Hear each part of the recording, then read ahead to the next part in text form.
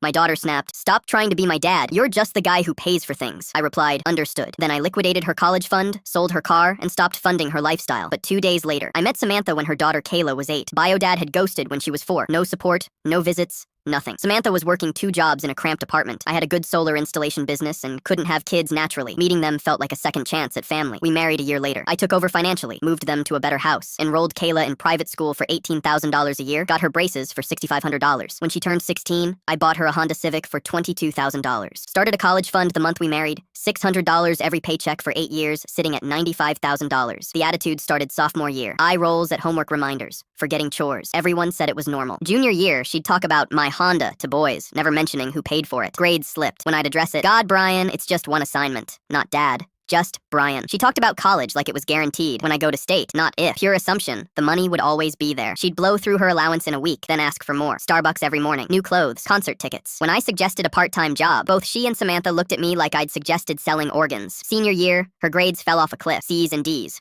But her social life thrived. Parties every weekend, coming home destroyed, sleeping until 2 p.m. One time I came home to find 6 teenagers eating pizza they'd ordered on my DoorDash account. When I asked if she'd gotten permission, I texted Mom, "Why would I need to ask you?" The breaking point came in March. Her midterm grades, 2 Fs, 3 Ds. I found her watching Netflix, feet on my coffee table. "Kayla, we need to talk about your grades." "What about them?" "You're failing 2 classes. I'll bring them up. Summer school costs money." She laughed. "Like you won't pay for it anyway. You always do." "What if I don't?" "Right, okay, good one." I snapped. "Turn off the TV." "God, why are you being so dramatic?" "Because I'm your father and—" "No, you're not." She stood up, looked me straight in the eye. "You're not my father. Stop acting like you are. You're just the guy who pays for stuff. That's your whole role in this family." She walked upstairs like nothing happened. Samantha tried smoothing it over. She didn't mean it, but she did. I was her ATM. I gave Samantha a choice. Either you start backing me up, help me teach her respect and responsibility, or I'm filing for divorce. She agreed. Next morning, I called my financial advisor. "Liquidate the education savings account. All of it." 3 days later, $97,400 cleared. Listed the Honda for $18,500. Sold it Saturday. When Kayla saw the buyers, "Who are those people?" "I'm selling the Honda." Full meltdown. But Samantha didn't take her side. "It's not your car, Kayla. It's Brian's car." The betrayal on her face when her mom didn't defend her was something to see.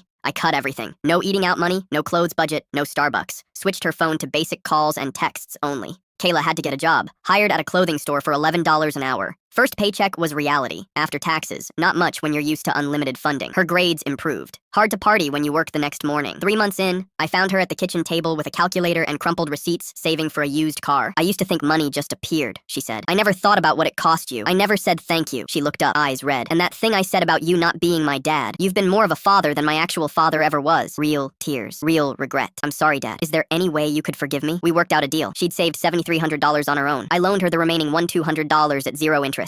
For college, I'd pay tuition and books. She'd cover everything else through work.